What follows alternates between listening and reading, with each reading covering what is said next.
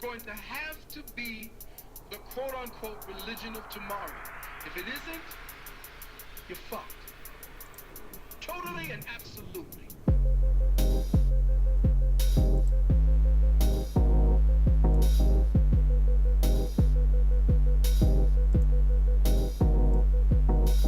Metaphysics, if it isn't, you're fucked. Absolutely. Totally and absolutely. Metaphysics, if it isn't. Peace, Chad. Yo, what's cracking? It's all bueno, sir. Kate pasta tea. Hell yeah. Hell yeah. How was the week? I'm sure it was eventful and profitable. Man, I had to get stop this thank you, love. I had to stop this peach tree from getting waterlogged, man. Mm. I ain't irrigated right, so I had to run out there like old man Willie, just rip my shirt off, all shredded, digging through the mud. Well, you probably got pretty good drainage where you are. I don't think it would get too waterlogged. I know it was raining a little bit this week, but you probably got pretty good drainage. Was the water just like pooling up and staying in one spot? You know what it is? So I started this campaign of composting. So I'm breaking down cardboard, throwing the food stores, raking up the grass, because I had to dig up all this grass because I'm just putting nothing but mulch. So I got nothing to do with the grass, so it's gonna die. So I'm piling it up. Thank you, love. Um, my wife is bringing me some juice, like I'm Beautiful. 5 years old. I got it. Beautiful. Thank you, honey. Beautiful. Gummies and juice, like I'm a fucking toddler. And some gummies and juice.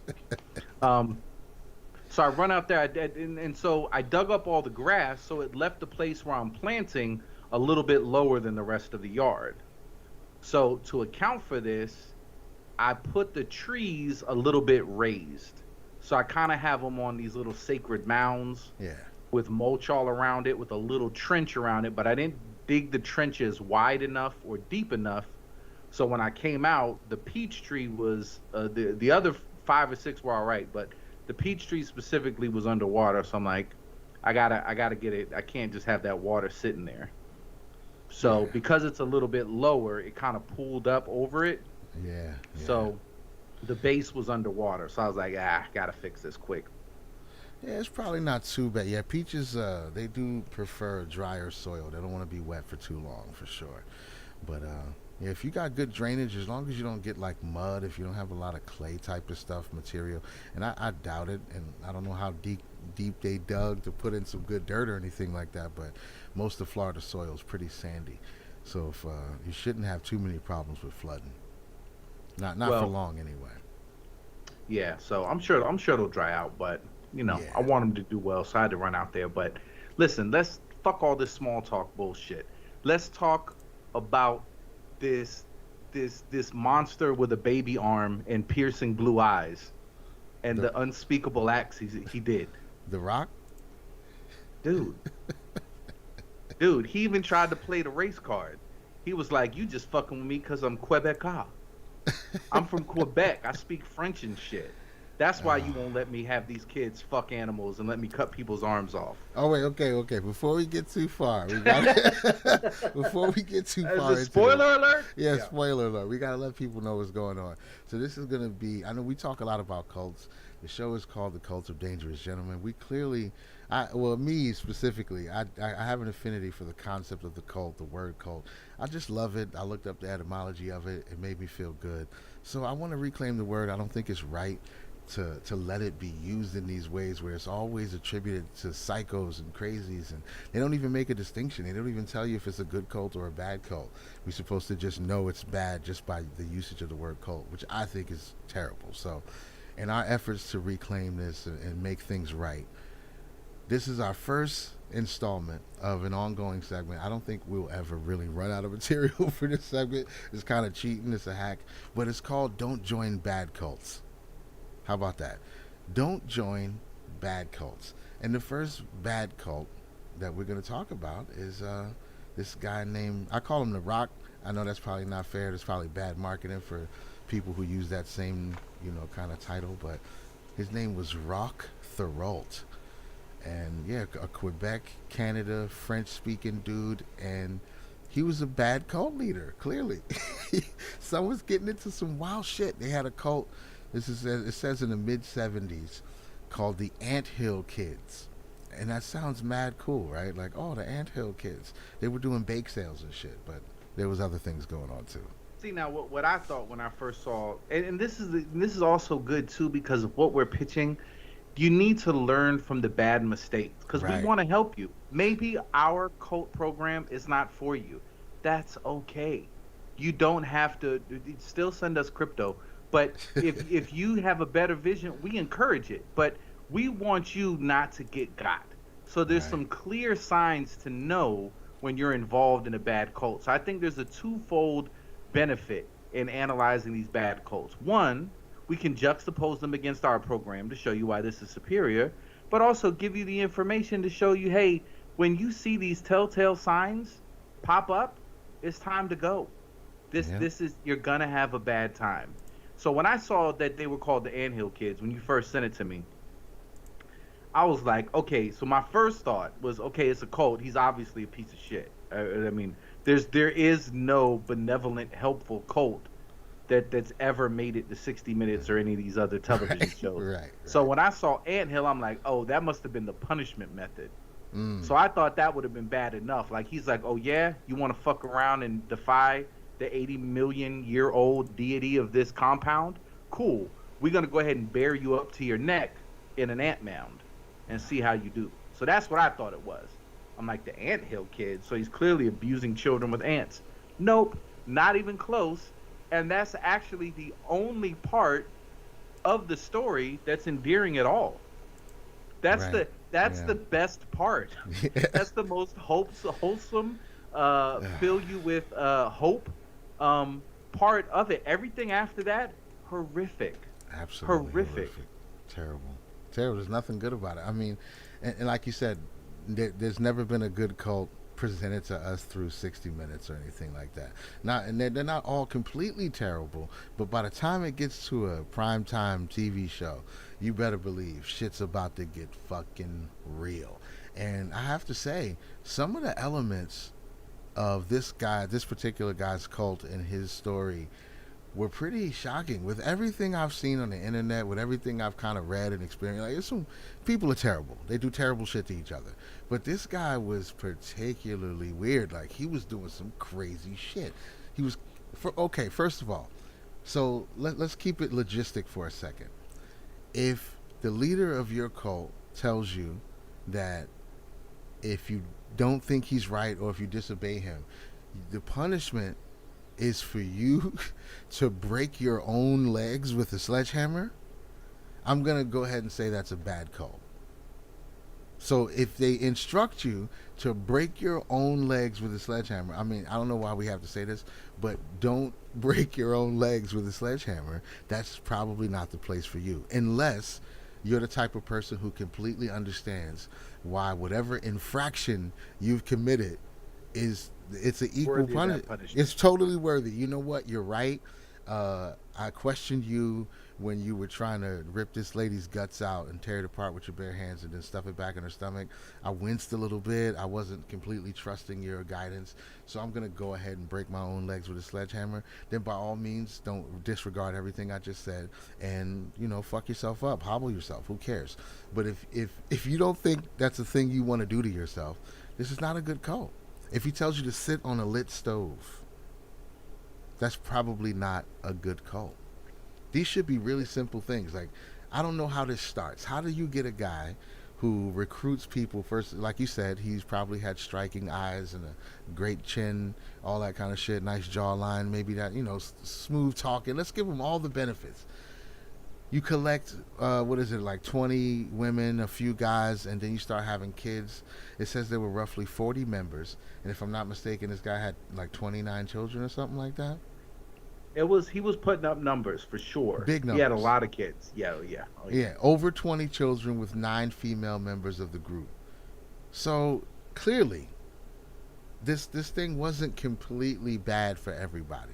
You don't get 20 women to come, well, 9 women to come live with you and father 20 children if you're not doing anything right. I have to say that some parts of what he was doing was clearly acceptable because he No, didn't he was packing. right, he didn't He had a kidnap baby these on. women. Yeah, they came by their will. That was clearly a part of the story.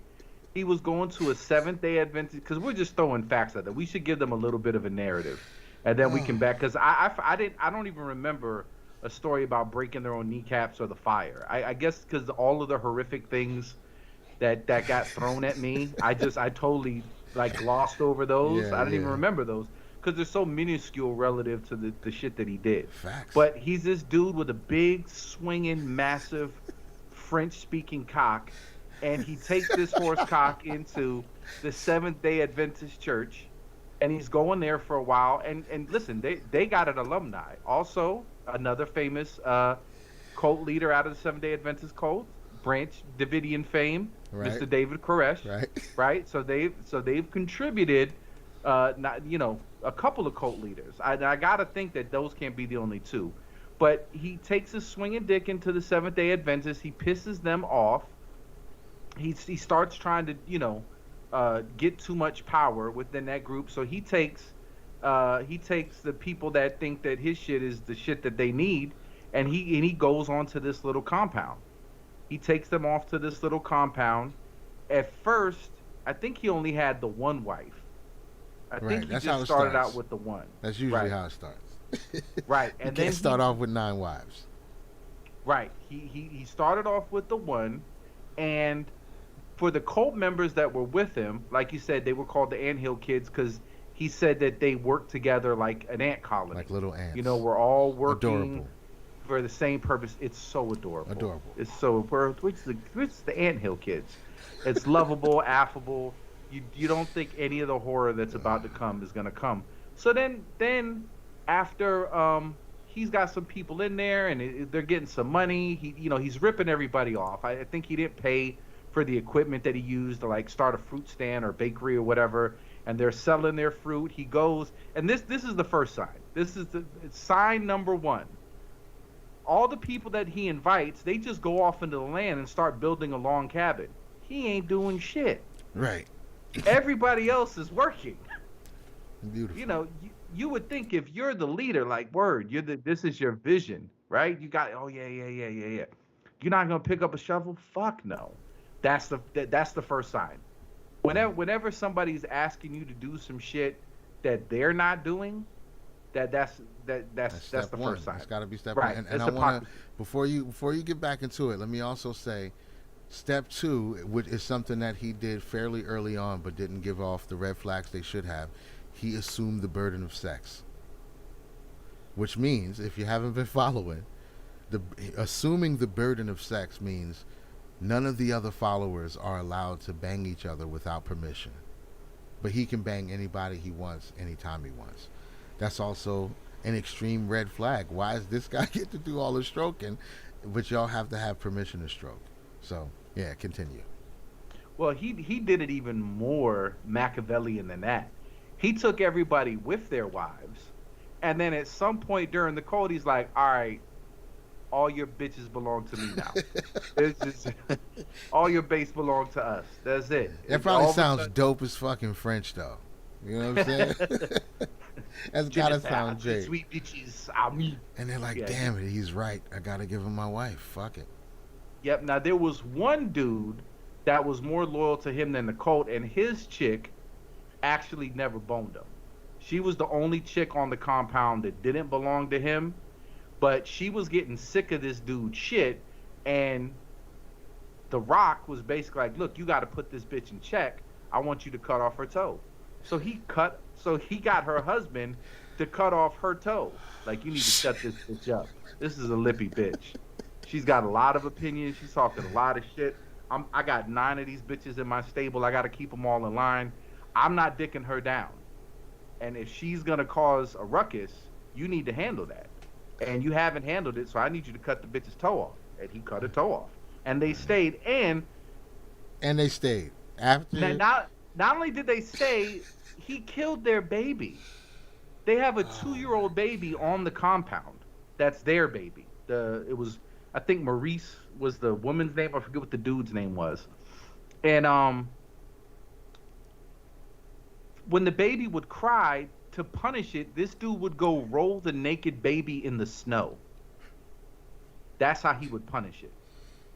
And so eventually he invites this retarded dude, this lunatic, on. He like escaped a mental institution or whatever. He gets in there and he's like, oh, this dude will be useful. You know, he's part of the cult. Cool. He got him in and he had him on babysitting duty. Because that's what you do. That's what you do. When you're talking about divisions of labor and, you know, meeting out your human resources in a very pragmatic way, you're like, who should we have in the daycare? The escapee of the insane asylum, who every time he's in the petting zoo, he breaks all the necks of the goats and chickens. He's way too rough. He doesn't understand his hand pressure. Let's have him watch the baby. So he ends up not being able to quiet the baby. So he punches the baby in the face. The baby is severely fucked up after the grown man with retard strength punches him in the face. So this dude's solution is, this was another part that was very interesting.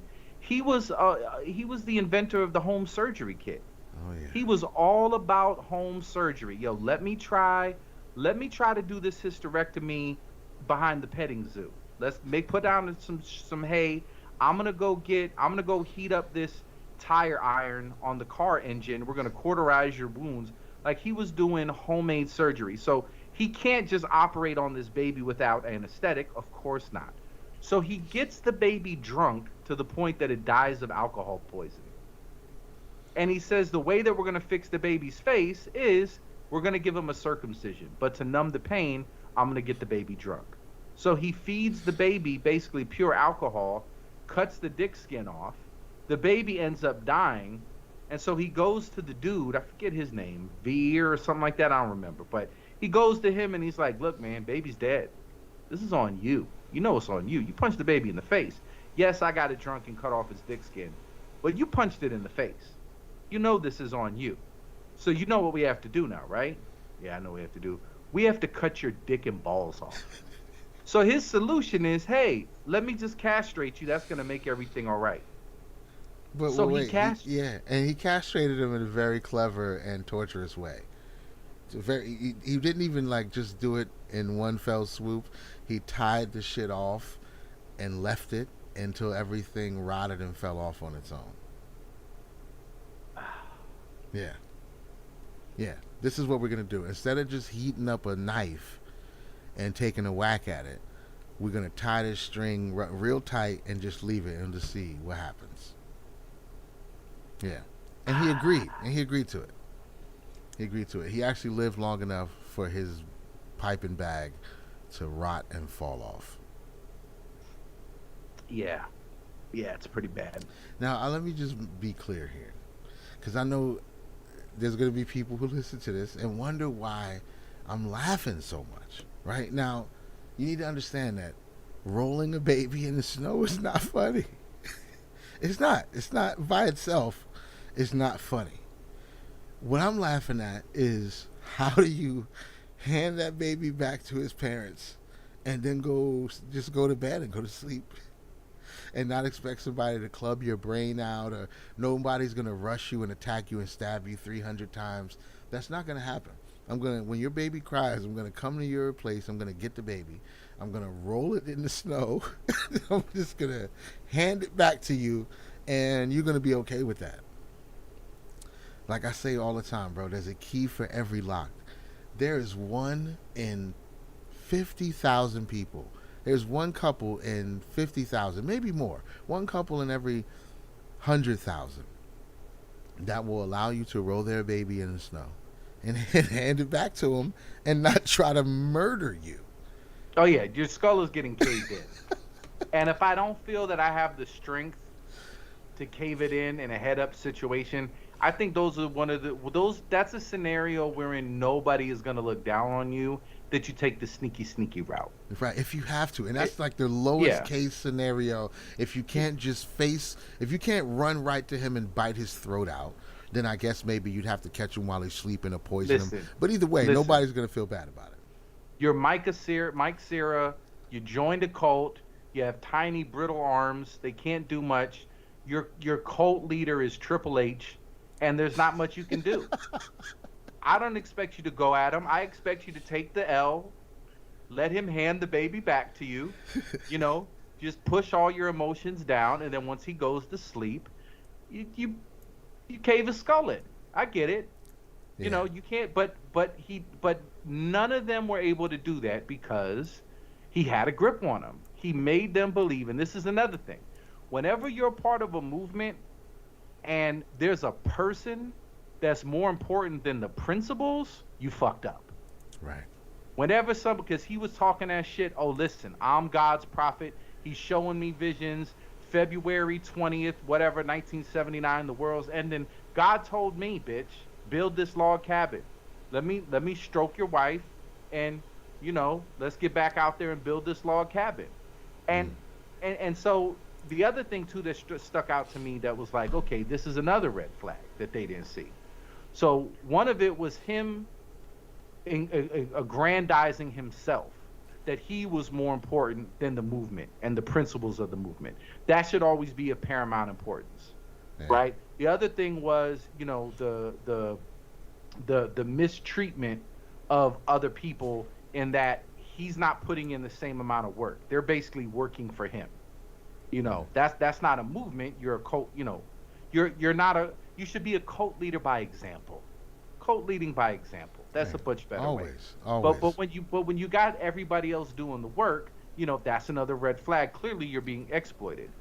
And then thirdly, this was another, like, he would send people. So now he's telling everybody he's running with this 7-day Adventist shit, right? Listen, we growing these crops. You know, we laboring out here in these fields. You know why? Because this system, man, Babylon is feeding us poison. So we're going to be apart from this land of the dead. Civilization is filled with a bunch of zombies, man. They're fucking zombies, bro. They're not awake. They're not alert. They're eating poison. We're going to eat these exotic, nutritious, homegrown fruits and vegetables. And we're not drinking. We're not drinking the white man's poison. It's going to kill us. It's poison. We're not going to drink. We're not going to poison ourselves with alcohol and Hostess cakes. And then he goes to the dude. He's like, listen, I need you to make a quick run to the corner store for me. Bring me back a 12-pack and some Zuzus and some Wham Whams. I need them shits post haste. And they're like, yeah, he would just sit back and eat all of this poisonous, worldly food that nobody else is supposed to be eating. And he was just getting drunk and eating Wham Whams and Zuzus while telling everybody else, like, this is poison. So when you see that level of there's always going to be a little bit of failure. Nobody's perfect, but it's got to be acknowledged. But when you're talking about just brazen hypocrisy, just total disregard for the principles that you're saying to everybody else that they're valuable, but you got no intention or willpower to follow them shits, yeah, that's a fucking red flag. It's and ridiculous. The wife went to him. This story was the wife goes to him and says, look, I'm leaving. He didn't even try to talk her into it. When I was listening to the pod, they were like, yo, he just punched her dead in the face. Bitch, you ain't leaving. He just punched her in the face. He didn't try to run any game on her. He didn't try to sweet talk her or he just punched her in the face and said, you're not leaving, and she ain't leave. And nobody else on that compound was like, you probably shouldn't be hitting your wife, man, in the face if she wants to leave. If we punching babies in the face. We're not to be fair, he never punched the baby. He rolled the baby in snow. The retarded gentleman who happened to escape from an insane asylum punched the baby in the face. Right, just to be clear, we don't want to. Right. Yeah, we don't want to put no. Let's not besmirch the good name of the Rock. Yeah, I don't know, man. It's just I can't even wrap my mind around how you could get a group of people into a place under the idea that you're a holy being. And then as soon as you get there, you just start eating hot Cheetos and fucking everybody's wife. Like, just sitting up on, sitting in your throne, just chilling. It doesn't make sense. It doesn't, other than the fact that that's what these people, aside from, the children, of course, you feel terrible about any kids that's born into that situation or brought into that situation. But the adults themselves, I think they were born for that. They were born for that.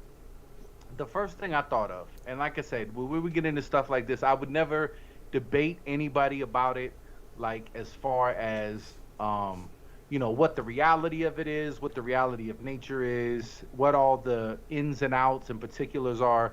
But for me, I definitely see the value in having studied the Bible because I feel like it gives you the blueprint to unlock all of this shit and to make sense of it.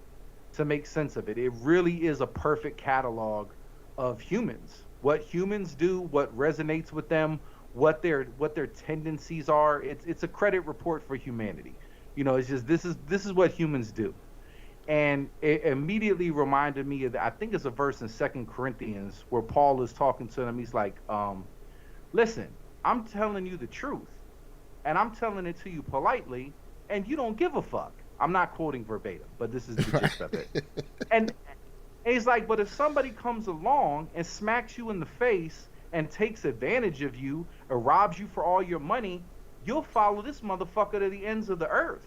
But I'm coming to you humbly, and I'm trying to tell you the truth, and I'm having a hard time getting through to you. But you're giving your ear to all of these people who are clearly taking advantage of you and don't give a fuck about you. That's just something that's a reality about humans. I don't know why. I try to put myself in their shoes, but I think if you're a person who's never kind of unraveled all of these concepts through your own study and come to your own conclusions or kind of played this game of chess in your head to like go through all the moves and say, where is this going to end up? I think you are susceptible to that because you're not going to be thinking in those terms. You're just going to be thinking of terms of, I need purpose. I need camaraderie. I need belonging. And this is giving it to me. And if my baby got to get rolled in the snow so that I can have friends, and I like to do bad things with my friends and sell fruits and vegetables and shit.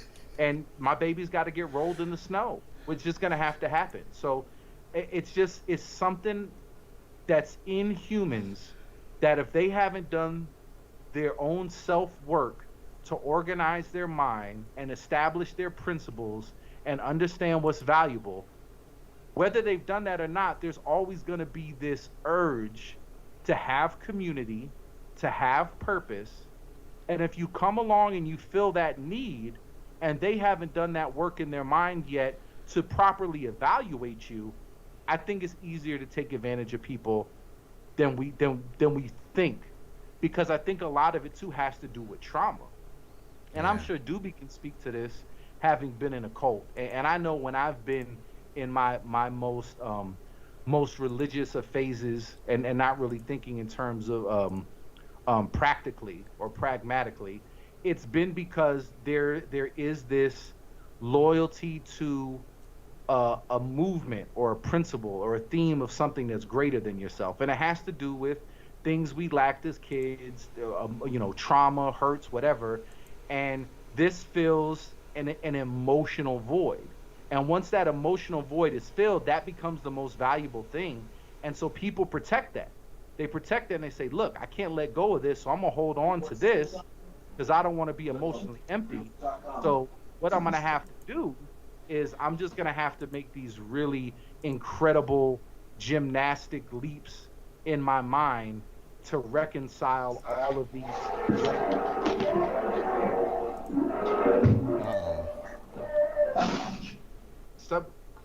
Who's doing live animal sacrifice? I think that's Doobie out there in the simulation. But yeah, this dude was beyond psycho, and I don't know how long it takes or exactly what the path is to massaging people into that type of state of being so disillusioned and so connected to whatever it was he was saying. First of all, one of the first things the motherfucker did was predict the doomsday to scare everybody into moving into his cult. And then the doomsday, of course, didn't come. It didn't happen. And they just stayed anyway, of course. But a person who tried to escape the cult, and this is what actually led to him getting caught and arrested. It says she underwent harsh treatment at the Ontario Commune during the late 1980s, suffering welding torch burns to her genitals, a hypodermic needle breaking off in her back, and 8 of her teeth being forcibly removed. So she attempted to escape from the commune after Therault cut off parts of her breast and smashed her head in with the blunt side of an axe. But then she somehow came back. Upon her return, he removed one of her fingers with wire cutters, pinned her hand to a wooden table with a hunting knife, and used the cleaver to amputate her arm. So then a few months later, she actually escaped again and alerted the authorities, and that's when they actually came and grabbed the motherfucker. And he was only sentenced to, what was it, like 12 years or something like that? But yeah, so he did all of that shit. The person still comes back and stays there for months before she leaves again to tell it. Like, if you, so basically somewhere inside her was the ability to escape and tell the cops, but she waited that long to get burns on her genitals, hypodermic needles, 8 teeth removed, her hand pinned to a table, her head smashed in with the blunt side of an axe, and finger cut off with wire cutters, and arm amputated with a meat cleaver. Like, Well, all hold right, on, hold on. now it's Hold, time to I actually think that roll. was. I think she was held hostage. hold on though. Hold on though, because you're not giving the full picture of how the arm amputation happened. Yeah, He took a fucking hunting knife and pinned her to the table. right. He crucified her to the table, put the knife all the way through her hand into the table to the point that she couldn't move, went and ate some wham whams and zuzus, came Right. back like 30 minutes later, chopped through the arm, got tired, had one of his minions like finish it up, and the lady, and this was his first wife. This was Giselle, I believe. This was Lavali was her name, Lavali something. this was the ride or die bitch. This was the bottom bitch from the very beginning. That when he started getting the extra wives, since she was the legal wife, she became the den mother. Like, all right, you're in charge. She was helping run it. So to repay her, he does this horrific thing. Makes no sense at all. Like, I don't know what lesson you're trying to get across to her. Like, it was just pointless. Yeah. And then tries to cauterize the wound the next day or some shit, and she doesn't even let out a yell while the shit's going on. Oh yeah. By this time, she was a fucking G. I mean, that was probably that was her last rodeo, but it definitely wasn't her first. Because I can't believe that he would be doing that type of torturous shit to everybody else, but have one person that he's just nice to or something like that, or just, I don't know, maybe that could happen. I know some of these serial killer motherfuckers had relationships that they managed to maintain without killing people. But that's clearly what this guy. He was basically a serial killer who decided to attract people to his property instead of going out to hunt them and kill them at random. He's like, I'm just gonna make you all come here, and then I'll do whatever I want to you. So I think his cult leader ability was secondary to his serial killer impulse. That just happened to be the ruse that he used. He's like, some of these guys might pretend their arm is broken. Like, hey, can you help me put this chair in my trunk or in the back of my van? And then when a woman's not looking, you knock her on the head and you take her somewhere and do something to her. He's like, That's nah, how your boy did it. yeah, he's like, that's too much work. I'm like, oh, can you help me find my lost puppy? Nah, fuck that. I'm gonna just tell him I'm a holy being and I'm predicting doomsday and I gotta fuck all your wives, and then I'll just periodically fuck these people up. Fucking freeze their babies and shit. Nail kids to a tree. I mean, we gonna nail a kid to a tree and have other kids throw rocks at him.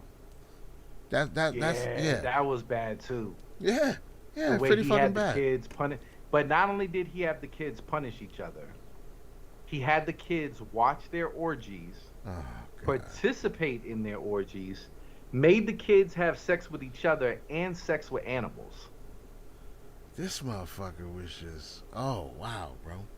I can I certainly mean- say the way he died was worth it.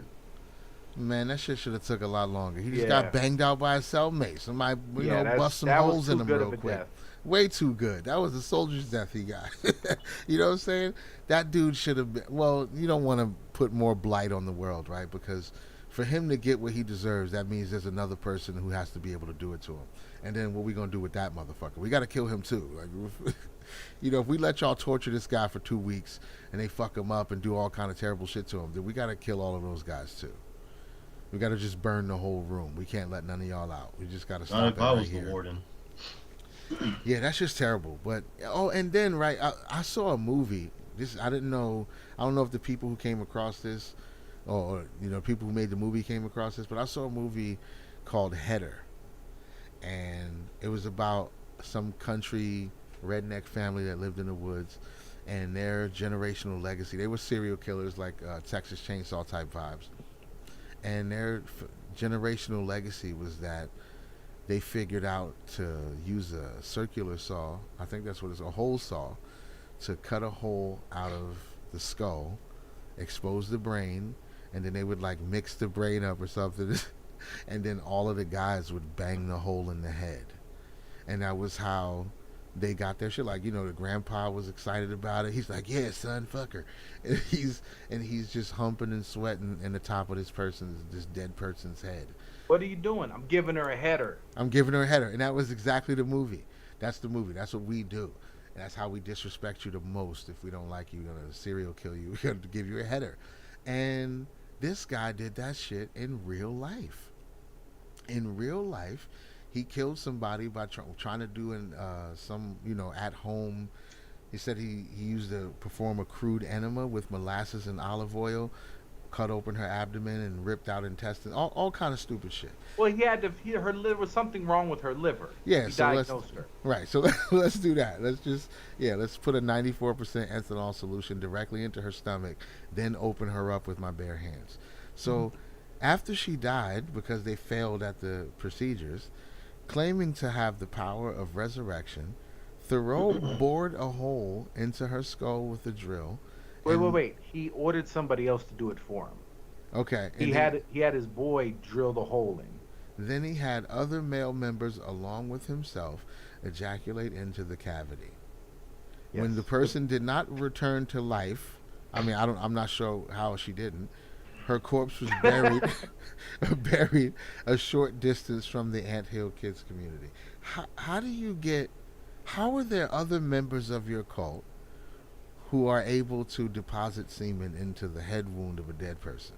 Jerking off into skulls. How do you put a group of people in the room and all of them can achieve that action? All of them can do it. Nobody in that room is limp and throwing up and passing out like, I can't, what the fuck is my life right now? They all just go, okay, all right, cool, let's just beat off into her skull.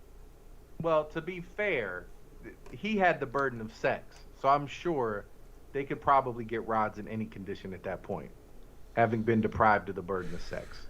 Oh shit! Look, it's the coup de grace. It's absolute. He's like, yo, we gotta come in the head hole of this bitch, and we'll bring her back to life. Don't worry, guys. I know it looks bad now. I know it looks like my homemade surgery move for her probably misdiagnosed liver condition has gone awry, but fret not. I got a plan. Here's what we're gonna do: hide the body so we all don't go to prison. No, we're gonna bring this bitch back to life by boring a hole in her head and coming in it till she just wakes up with a hole in her head full of cum, her intestines hanging out of her stomach, and an asshole full of ethanol. And a smidge of olive oil, just a pinch, for fragrance and viscosity. It's too much. It's too fucking much. I can't believe that this is the real existence. But they came back. He went to jail. He went to jail after the baby died. Yeah, let's tell that part. So after he finally gets grabbed and gets sentenced to, I think, 12 years in prison or something like that, which is also ridiculous. They put this motherfucker in jail, and how many women showed up to? Yeah, right. I blame Canada.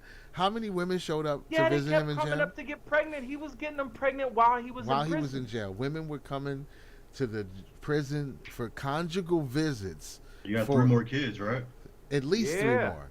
After, what do you say? How? What? I don't understand. There's men in the world who are incels. They can't get no box. This guy drilled a hole in somebody's head and forced other men to bang it, and he's getting bitches pregnant from prison. So you could be serial killer and get pussy still.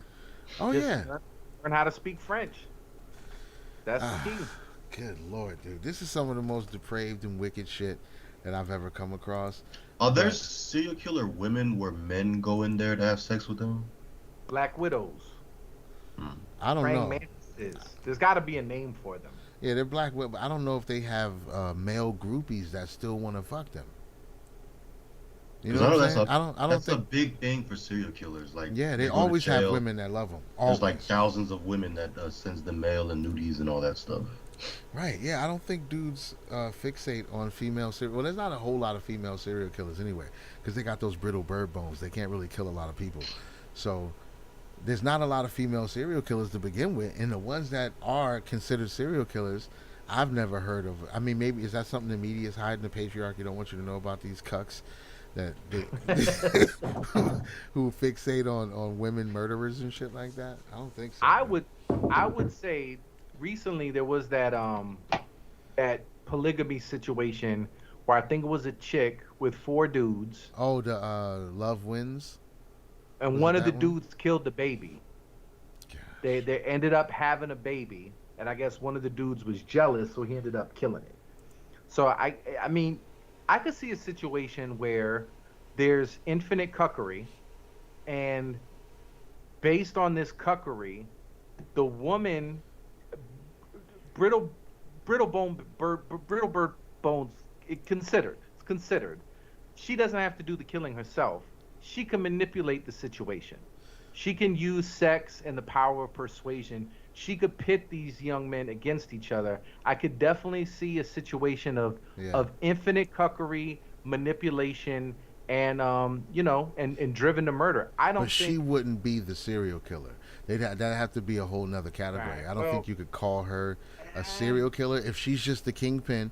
That's like Jigsaw. Jigsaw and Saw, he's not a serial killer. He didn't kill nobody. And he actually put people in the traps. Like, you got to kill yourself, sort of. But her sending other people out to commit murders, I don't know if you could call her a serial killer. True. Well, I don't know, but I mean, I know you can Yeah. be if it was murder for hire, right? That's a separate charge, and so say you hired somebody to kill somebody, you would also get a murder charge, right? right. Well, this is why I believe in 2A, because that's what's really going to bring equality about for this whole cult murder shit. Because I could see maybe a serial killer woman. She's doing the work herself because she has a pistol. She's the only one on the compound with the gun, Right. and she can take out her cucks as she sees fit. I don't know. That could be, but I just don't see.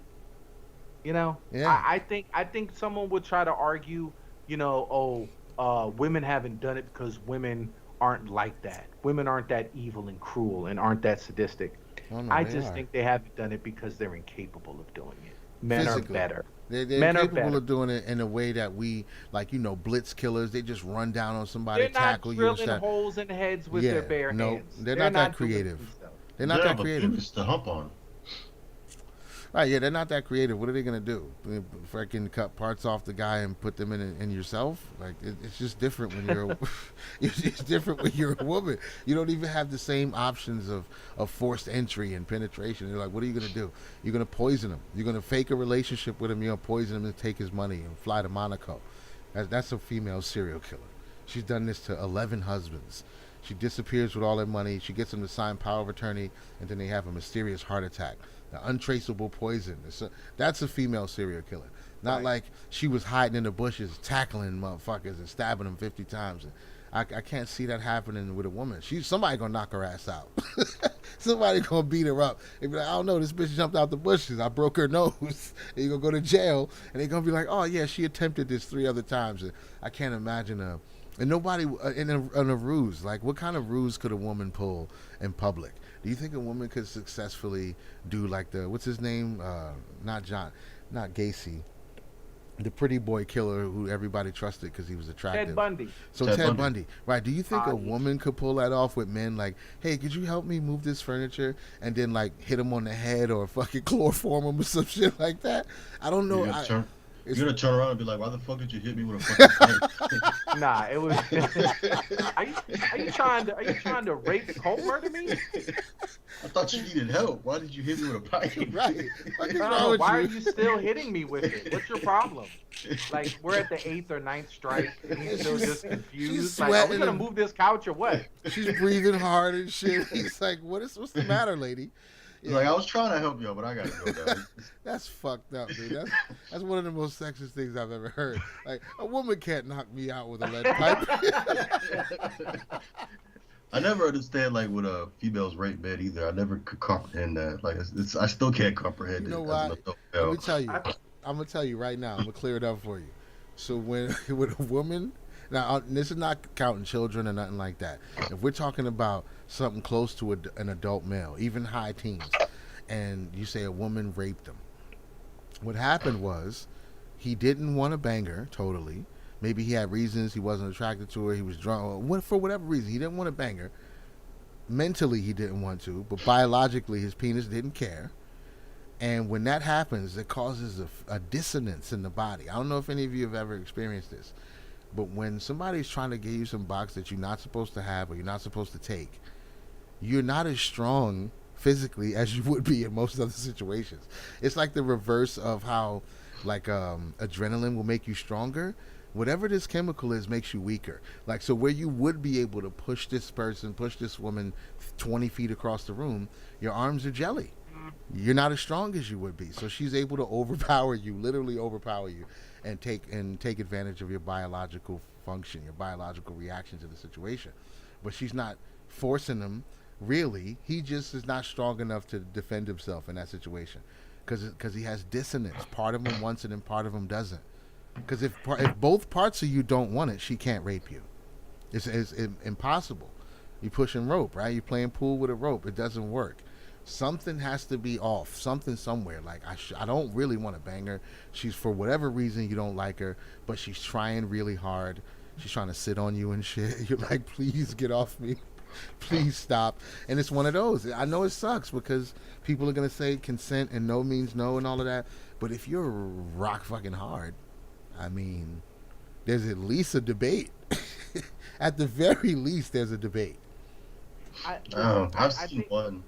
I'm sorry to cut you off. I just don't remember the whole story, but like, it had to do with like these two people in the army. One of them was a lesbian, the other was the dude, and like, to make a long story short, I think he came over. She said, "Come over," like they were friends or whatever. And then like it's to the point she got drunk and she wanted to fuck him, and he's like, no. And then, to make a long story short, it's to the point he reported it to his job because they're in the military. Nobody took it serious. They all had to separate. And then to make a long story short, he ended up killing them both. Or What? one of them. I don't remember. Yeah. I have to go find it. Holy shit. It was a weird ass story. But I don't know. Of female on male rape. Wow. Yeah. We just stumbled across our next intellectual property. We're going to have a children's book called The Cult Leader, The Little Cult Leader Who Could. And it's going to be about a woman cult leader. Angela's trying to knock people out to rape and murder them, but she just can't. She's spraining. She's fucking up her rotator cuff. She can't swing the wrench hard enough. Dudes are just confused and walking away instead of being tied up and thrown into vans. She figures it out by the end. She's the world's most prolific attempted serial killer. Listen, if this shit would have worked, my cult would have had over 60,000 members on the compound. Damn. But how many do you have? Well, it's just me. I haven't been able to follow through on any of these, but they'll be doing a documentary about her when she's like 70. She's like, I never got caught. Like, why? How many people did you kill? How many people did you actually kill? None. But I must have attacked at least 300-400 men. Couldn't knock none of them out though. They interview her victims. It's like, look, honestly, by the 7th time she hit me in the head with the wrench, I did raise my voice. I was a little annoyed at that point, and I told her she'd have to change her own tire, and I walked away. And they played the dramatic piano Change strike. your own tire. Change your own fucking tire. Little did he know he had escaped. he was almost raped and murdered by the most prolific attempted serial killer of all time. That's so sexist. That's so sexist and terrible because maybe it's not sexist. Maybe it's just a biological assumption. I just don't think a woman could successfully blitz attack and murder men on a consistent basis. No, but it's There's not sex. no It's nature. Does every plant and does every animal reproduce the same way, spread its seed the same way? You know what I mean? It thrive in every environment the same way? right, No. Nature works the way nature works. right. And nature did not design women to be effective serial killers. Not that They way. Not they that way. made maybe nature made them to have hearts of gold and to really give it their all and to really to be the Rudies of fucking serial killers. Like she's gonna get on the field for one of these games, but she's not making it to the pros. And But we're gonna root for her and cheer her on. this gonna sound sexist, but if you change the rules up a little bit, I think if they came up with some kind of like you know how they have those rape condoms, where if you try to have sex with somebody who don't consent, you get the fucking gator teeth inside of the rubber that she can wear inside herself, but she has to like preemptively wear it inside of herself for it to work. If they came up with some kind of latex or something she could put inside herself with some shit that could kill you within minutes through your pipe, a woman could be the most prolific serial killer ever to live. Of all time. Of all time. Untraceable poison. An untraceable poison that if it gets in your urethra, you're dead in like 8 minutes. Oh, but it specifically interacts with like some receptor that you only have if you have a Y chromosome or some shit. Right. It's really down to science. Like I could shove this in my pussy all day and never die from it. But you stick your dick in once and you're done. Yeah, you're done. You're done. As soon as any juice is exchanged, it's a wrap for you. There's no cure. It reacts too fast, and it just destroys you. Imagine how many people she could kill in a night. You know what? I guarantee you. She could put up at least 20 a day. Bro, If she worked this full time. I would say this. If she did it in a hotel room, right? And I guarantee you, if a guy hit it, got up, and passed out in the corner and died, the next guy would still smash. He'd be like, "Oh, this guy's drunk over there. Well, I'm gonna get some too." Like it would Even be a with the dead body smell. It'd be a dead body in the room, and he'd be like, "I don't know who that guy is, but I'm fucking." Still ask no questions. Nah, straight up. Yeah, that nobody could top those numbers. No man in any capacity could ever top those numbers. One woman versus one male serial killer. If she had an untraceable poison that could kill you in 10 minutes. And it looks like fucking Astroglide lube. I don't even know if that's a real lube. That's just the one you hear in the movies. It looks like Astroglide. She's like, yeah, let me just put a little bit of this lube on. Let's get it busy. It'll be a wrap. What a great moral lesson. If you try to just reproduce us, you're going to fail miserably. Right. But look how much more you can outperform us by embracing who you really are and amplifying it to the proper degree. I love the moral of that story. Serial killer, condom, infectious rape, women I think it would heal all of culture from the current rift between the sexes and all the ridiculous banter around gender. If you could just go from fuck it, do we have drag queens in kindergarten? So I was gonna say high school to high school. Fuck it, no. Go to preschool to preschool, and read them the little cult leader who could. And you talk to them about how Amanda, she tried to be a man and she hit them with lamps and with wrenches and she could never knock them out. And finally she just said, you know what, I'm gonna use my wits. I'm gonna come up with this Y chromosome attaching virus or bacteria or whatever. I'm gonna line up these condoms with it and shove them in my snatch and be the most prolific serial killer of all time. I'm gonna embrace the receptive yielding principle. I'm gonna embrace who I truly am, not evaluate my worth comparing it to something I'm not and trying to emulate that, but I'm just gonna lean into what I really am and I'm gonna outperform them. I'm gonna beat them and I want to be at the top of this serial killer game. I think every child 4 or older needs to be read that book so that they can have respect for the sexes and gender roles and understand that, if dude's passed out in the corner, he might be dead. You might want to say, Maybe. Might not want to move forward. Maybe it was just so good he passed out for a few minutes. He's taking a nap with his pants around his ankles. And a little blood coming out of his nose. Yeah, That's he's in the everything. corner. Fine. Fuck it, listen. And she's just laying on the bed looking at you, and you're like, yeah, fuck it, I'll do it. You know how stupid guys are with pipes. When it comes to an erection, a lot of people will make a lot of bad decisions. A lot of bad decisions. There's people who had raw sex with a prostitute last night. A street one, Yeah. not even one they really know. Not like they homie. Like they was walking down the street, they saw somebody standing by an alleyway. They gave him however much money, and they went right. They took a little left into the alley, and he banged the prostitute raw last night, for sure. It happened multiple times in multiple places. As So a man who does not care about his life. right, absolutely, 100%. But they doing it. They doing it. So if men are that ridiculous when it comes to having sexual access, she could kill 100 million incels if she wanted to. I think they're relying though on the efficiency and skill level of the medical technology that's available. You Because think they're so? looking at, I think so. 'Cause Is I AIDS think not that scary anymore? But AIDS is 1 in 400 if you just do it in the vagina. It increases exponentially when you go to the butt. But if you have vaginal sex, and the reason I remember this stat is because I was so appalled because every time I had sex in high school, and it was always with condoms, I always thought for at least 2 weeks I had AIDS. And then I didn't get a cold or anything, so I'm like, all right, I'm good. Because in my stupid teenage brain, I'm like, oh yeah, if I don't have the flu within a week or two, I definitely don't have AIDS. I'm But good. if I caught the HIV, I'm gonna have the sniffles soon. So, but I would just be like, dude, because they drilled it in your head, like starting in, I think it was 4th grade. They were like, listen, you growing hair all on your arms and in your pits. Your dick is tingling. We notice you get boners when you go to the nurse's office, so we got to talk to you guys and let you know this is how it's going down. And they give us the spiel and let us know.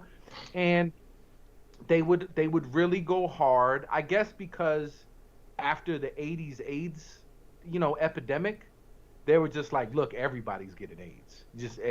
Everybody's going to get AIDS. There's nothing we can do to stop it. AIDS is Thanos. It's the inevitability. Right. You cannot stop it. And so I would walk out of the class and just, 4th, 5th grade, and I just remember like, damn, if I have sex, I'm going to have AIDS. There's just nothing I can do about it. So you get 13, 14, and you start banging, right?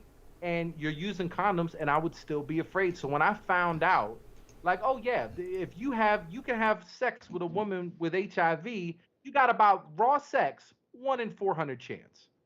1 in 400. You're more likely to get it as a woman if a dude with AIDS busts in you than if you're a dude having vaginal sex with a woman. It is not something to be afraid of as a heterosexual man. It's just not. It's not. And I just remember That sounds hearing like that bad. statistical. That sounds like bad advice. Listen, I just remember being bitter about it. Like, damn, this is some bull. I could have been having raw sex all through middle school and high school with no problems. I wasn't gonna get AIDS. How did the girls get AIDS? You don't want to be. I mean, from what I've heard about gonorrhea, bro. I mean, that's not something you want to experience either. As easy it is to get away from. If somebody told you, I'm gonna give you 10 grand, but you gotta piss hot razor blades for 3 days. Oh yeah, you're gonna have Tabasco sauce. Right. Yeah, nobody wants to experience that. Like, even if it is only for a week or whatever. Like, no, I'm good. That's enough. Dick is gonna be a chowder chute spewing out creamy Tabasco. And I'm sure it's horrible, but I think when you crunch the numbers, if you're looking at it from strictly a mathematical perspective, it's like you'll probably be all right. Now, I would still say if you're gonna fuck hookers, you should always use a condom. It just makes sense. It's just smart. But I think dudes that are in that position, they've just made a decision that they really don't give a fuck, and they've crunched the numbers and like, nah, I'm not fucking with a bag. I'm too old for that. Yeah, I'm not maybe gonna it just adds to the excitement too, because it's a hooker, it's an alleyway, and I'm raw. Yeah, I mean, that's a story. That's a story to post on Facebook for sure. I mean, even if you, like, let's say you get herpes, they got Valtrex. You don't have people think you get herpes and you. I think it was something like 1 in 4 people have herpes. Like everybody has herpes at this point. Like just about everybody. Herpes is pretty ubiquitous. People think you're gonna have breakouts all the time. Nah. You might have a couple in your lifetime. You're not breaking out every month or every week. Not that I'm speaking from personal experience. Yeah, this all sounds like bad advice. This whole section here is just like, you can't. You're not really gonna get AIDS. Herpes ain't that bad. You're only gonna piss Tabasco for a few days, maybe a week tops. Crunch the numbers, fuck them raw. But I just mean I respect everyone's decision. I personally wouldn't engage in that behavior. I think it's a bad idea. But I'm not gonna bash because I thought about it because I think I did bash the bareback hooker fucker at some episode, and I really thought about, yeah, that quickly I thought about it. I was like, you know what, I was wrong, and I commit what I'm. I don't think it's as irresponsible and reckless as I initially laid out. I was wrong. Wow. So I want to correct the record and be fair. I respect the decision. I crunched the numbers mathematically. It's not as reckless as I thought. So good for you. Good for you, bareback hooker boner. Wow. So yeah, to be fair, these days it's actually just more dangerous to be setting up hookers and shit like that, like trying to make that whole thing happen than banging them raw is. Because some of them bitches is out here killing people, like setting you up to get robbed and you end up getting shot a couple times because you wanted to buy some snatch. That's not fair. But that's what's out here. So it's just as dangerous to be acquiring sex for pay as if you fuck raw once you attain the sex for pay. Right, if you successfully get the box, you didn't get set up, nobody bust out of the closet and pulled a gun on you, you actually having the sex you paid for, at this point you might as well go raw, right? Fuck it. It's not that bad. Find a reliable, sturdy girl who's not too domineering and make a family with her. That's your best bet. That's the best bet when you're given the choices of being robbed and murdered by hookers or possibly one of the many victims of the serial killer with the Y chromosome poisoning in the reverse condom. I mean, there's bad things that could happen. So, yeah, sex under the sanctioned terms is a better idea. We just know that that's not how the world works at the moment. So, I mean, just be careful. Be careful when you're going to that hotel. It could be a setup. Oh yeah. It could go really bad. Huge risk. Scary every time. Right. And also be careful when you're trying to set up that meeting as a hooker, because some people out here knocking these bitches out and taking their grandmother's heirloom earrings that she wore to the pay for sex session. That's happening in the real world. So be careful, everybody out there. It seems like it should be a lot easier. Like access to psychedelics and sacred whores should be a lot easier. But maybe it's because it's not considered sacred right now. We fucking up the game with that. They need to be highly respected and trained and all of that. Not this standing on a corner in the alleyway shit. They need to be trained courtesans. That should be a job that she can go get and do her, just like they do their, they get their certificate. Not just a job, a calling, a responsibility, a public utility. Right, just like you go get that beautician license and all that, you become an RN, 8 weeks, whatever it takes. Yeah, go get your sacred whores license. Listen, we are not rolling any babies in the snow, and our cult has I'll put it against anybody. I'll argue it with anybody. The best sacred hooker program on the market. Ever. Nobody has thought it through and laid out the specifics better. You run a 10-year career from 18 to 28. You do your tour of duty. We call it tour of booty.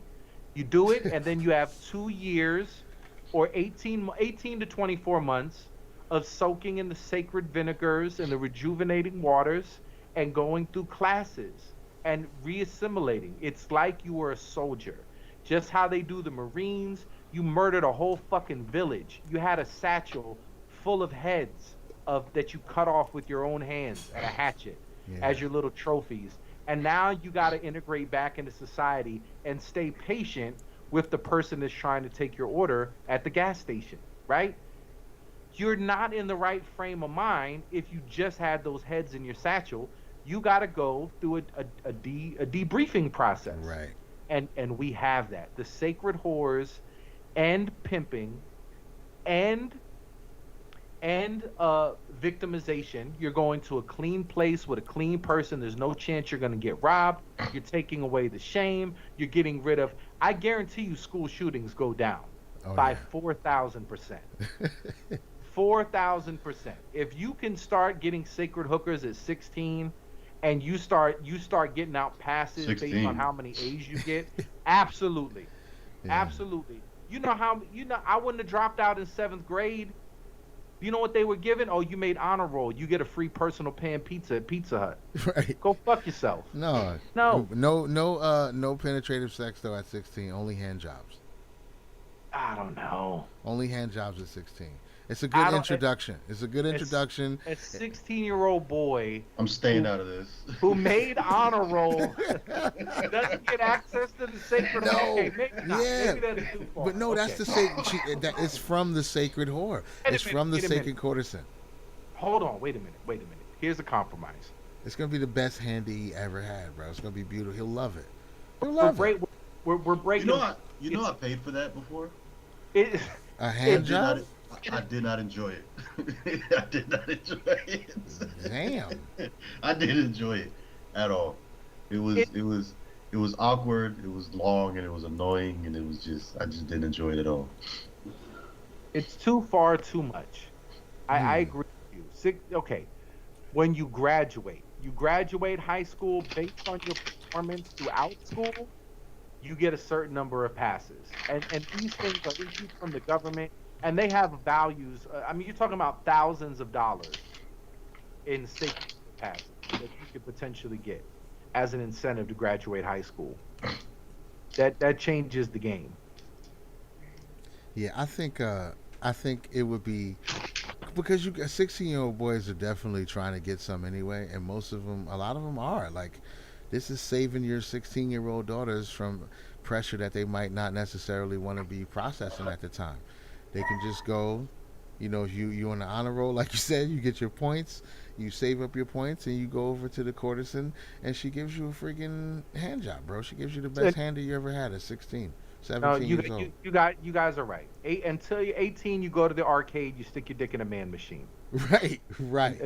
Once you're 18, then you can go to. You guys were right. I took it too far. I'm sorry. Right. But 2 years in the rejuvenating waters and the sacred vinegars and bath salts and oils, training, and now you have a sophisticated 29, 30-year-old woman on the market who's still fertile and family ready, who's led an extraordinary life of service. I think it's beautiful. I think it's the best idea to heal society. I think it takes so too. Stigma away. Fuck it. We just gave Ukraine $40 billion. We just paid like $8 million to put on a fucking show trial on fucking ABC and NBC and all of that shit. All the money the government wastes, you tell me that money isn't better spent protecting and caring for sacred whores? It would change society in a way that people probably don't want to admit to themselves. Changing the whole relationship between sex workers and the people who want to go buy the sex rather than quote unquote earning it the traditional way and shit. Like, you shouldn't be tied to that as a human existing. You shouldn't be tied to the idea that, oh yeah, I'm gonna have to meet this person and find out about them and play these cute little games and shit until she gives me access to it. Fucking annoying. Yeah, if that's your only option in life, that's a little goofy. I'll say that's a little goofy. As a 36-year-old man, I don't want to ask about your future. But look, it would increase the sincerity of courtship. Right. Because when you remove it as a pretense that's expected in order to have the prospect at pussy, you would know that no man is really talking to you unless it's a sincere prospect. Because there's a sacred whore that looks kind of like you. Oh yeah, enough. He can get a version, right? There's a you. You like to think that there's only one you, but when we're talking about just sex, there's a lot of lookalikes. Yeah. There's a lot of lookalikes. And think about it too, like all the people getting in bad rebound relationships, you still heartbroken over your ex and you going through shit, you're gonna end up in a whole nother relationship when you shouldn't be, Because really what you wanted some sacred whore access. Right. And now you're sparing two people. The person that's accessing the sacred whore isn't rushing themselves into a relationship they shouldn't be in, and you're not setting up that woman who's taking that relationship that he's not ready for. You're not giving her that bad experience either. So you're sparing them both a bad series of decisions and outcomes just by having that as an option. So you increase the sincerity of courtship. I'm going to say eliminate school shootings. There will not be any school shootings unless the FBI is going to have a hard time coaxing people into murdering children if they're sacred whores. It's going to be hard. It's going to take a lot of MK Ultra to really get enough Manchurian candidates out there. Because I even think you could say that word on the phone, like kill the kids. And he starts to do it, and he's like, fuck, I'm going to prison. And there is no sacred whores. I know I'm going to have to be the Walrus if I go through with this. There's no coming back from this. I think I'm good with the sacred whores. I don't think enough brainwashing and LSD would be able to get somebody to go and do that. If you had that option, like, look, I'm broke, shit is fucked up, but I can go do this 40 hours of community service and and get a free government issued, sacred whore pass. Dude, I still got something to live with. A mindful, regulated access to psychedelics and sacred whores is possibly two of the best things to move towards a world that people actually would want to live in. Like, even if you don't think this is the path to it, the world you're describing, the utopia that you're going to be describing, the world you'd rather live in and the one you're living in now, has to go through the gates of psychedelics and sacred whores. Period. You might not like the route, but that's how you get to that destination. That's a better world on the other side. No matter how you slice it, no matter how you look at it, once you remove all your fear and like, yeah, but if people start taking mushrooms, shut up, you've been lied to. If everybody's can just go buy sex, people won't get married. Like, people getting divorced more than half the time now. So who Why cares? is that an argument? Exactly. Well, I think it's because especially with the emphasis that we put on the family and women in society, I think somewhere about being a man and earning your space and all of that, sex is considered part of that thing. Just like this, so you're supposed to be a provider, you're supposed to do this, that sex, earning sex and being getting sexual access is part of that description of manhood and shit like that. And so if you can just go buy it, this is just something that people don't like as a concept. I saw a video the other day of people who were working from home and they were on their on their laptops by the pool in bikinis and shit, and there were hundreds of people complaining in the comments about why the economy is fucked and blah blah blah because of shit like this. They don't see how this is preferable to your alternative. Like, you think people should be tied to their fucking cubicles and working jobs they hate and wearing uncomfortable clothes and going to your building and driving through traffic and paying for parking and buying hot dogs for lunch. You think that's a better existence than sitting by the pool handling your work on a laptop? Why would you complain about that? Here's why it's so fucked up. This is why it's a fucked up starting point. Because the implication is there's no point for marriage except for sex. That sex is now taken to be you could love having sex with a person that you have absolutely no desire to build a life with. Right. So why are we even talking about that as the starting point? Right. Like, if we're talking about sex, like, oh no, you gotta get, if people have access to sex, they're not gonna get married. The implication is the only reason to get married is for the sex. And I think that's a fucked up way to look at it. And it's also, think about I bet you there was a lot of high performing Nazis that were just there for the puss. Oh yeah. Listen, I feel bad tossing these stolen legacy juice boxes into this furnace, but I look sharp as fuck in this uniform. I'm getting a lot of, when I do my cat calls, I'm getting a lot of responses. People seem to enjoy what I'm doing. I seem to be getting the respect I deserve as a man, and I'm getting access to pussy. When you incentivize men to behave in a way that for that particular society is going to get you access to pussy, it could be a really fucked up way to behave. It could be a lot of fucked up, well, you're going to get paid a lot of money. Well, what did you do? Well, I solved this problem, and now we have energy, like we never had before. What's the fallout? We're going to have to fight a lot of wars. So the technology kind of painted us into a corner. We're gonna have to kill a lot of people we didn't necessarily have to kill. There's gonna be some pollution, some explosions. There's gonna be a lot. But listen, this technology I invented helps us to fight war more efficiently, helps us to keep tabs on people more efficiently. I've contributed to the beast system. Can I have my pussy now? So I think the system knows that if you set Jerry that Smith. up, well, you'd be able you'd undermine the system, and that would truly be female empowerment. Because here's another thing: these women that are serving for these 10 years in the army, the sex army, look, it's just like the military. They're not paying for their room and board. That's part of the deal. You manage the overhead that they're bringing in, but you basically have 10 years just to stack bread. Right. Now when you go out and you say, I want to settle down with a man, you can really not have to settle down with a piece of shit. It's like, yo, this dude cheats on me all the time, but he pays the bills. I don't need nobody to pay for shit. I already have my retirement fund from 10 years of taking all this dick. I've got my nest egg. I'm good. And I'm trained, ready to go. and she's been rejuvenated. She's stepping out into the world confident, but she also knows you spent your best years. That's the trade-off, right? You spent your best years stacking your bread and doing your sacred whore business. So you can't come out of and this is part of the debriefing process. You don't get to come out of here at the other side like, oh yeah, you motherfuckers grovel at my feet. No, that's not how this works. You're older. You've given yourself away for the betterment of society, but you've given your young years away. So it's you have to come into the market with a level and equal heading, and understand who you're. Everybody may not be down to just jump on board like, oh yeah, I'm going to marry the ex-sacred whore, and that's fine. But some people it's going to be perfect for.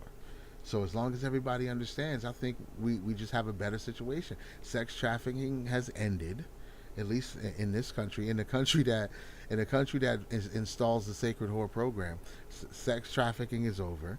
The stigma about sex work is over. Society calms down. There's a whole lot less road rage and everything. I guarantee it. There's no way that it doesn't become a more peaceful society, especially when you add psychedelics to the roster. Dude, Cash Me Outside, how about that? Right. Was it Bad Barbie? She made $50 million on $50 million because she $50 million right dollars. Now, pretty much based on, like, not to cut you off, but that $50 million was based on 2 weeks ago, if you looked at my tits, you'd be a pedophile. But 2 weeks later, you can see my tits and not be a pedophile. That's how you get $50 million. Is it just that? Absolutely. Well, Yes. I mean, yeah, absolutely. It's absolutely that. Right. This girl was underage when she came out and became right. popular. She went viral underage, 15, 16, It's whatever. contributing, but what's the difference between her and all of these Disney whores? There is none. Is it none. that Selena Gomez and Miley Cyrus and Ariana Grande, all the Britney Spears, all of them were They like, made their okay, 50 million too. They just well, didn't yes, do it as quick as by she being did. half a hoe. Right. They're half No, hoes. no. There's not half. No, Not they're half hoes. not They're through not Disney. full on hoes. Not through Disney. Not through Disney. They've Well, definitely Disney- been raped. Well, allegedly. Shit. Allegedly in the underground tunnels at Disney, allegedly. There's definitely been parties with adults. Well, I'm sure Nickelodeon, Disney, that's a whole rabbit hole of fucked up shit. Yeah. But Yeah. what I would say is, Bad Barbie was a half a hoe. I'm going to put my sexuality out there to be. Now, first of all, I got famous talking about I'm gonna fuck somebody up, a grown adult. Her mother. Her my mother. tiny yeah. little noodles. No. I think it was to somebody in the audience. that Oh was yeah. booing her. It And was she the was audience. like, Okay, yeah. "Catch me outside. How about that? I'm gonna fuck your grown ass up." As while a- while emphasizing the most ignorant black person. yeah, Right. just listen. It's good for race relations in the long run, because black people don't have to feel as guilty about the worst examples. The more Catch Me Outside girls we have in the mayonnaise race, I think it's just good for everybody.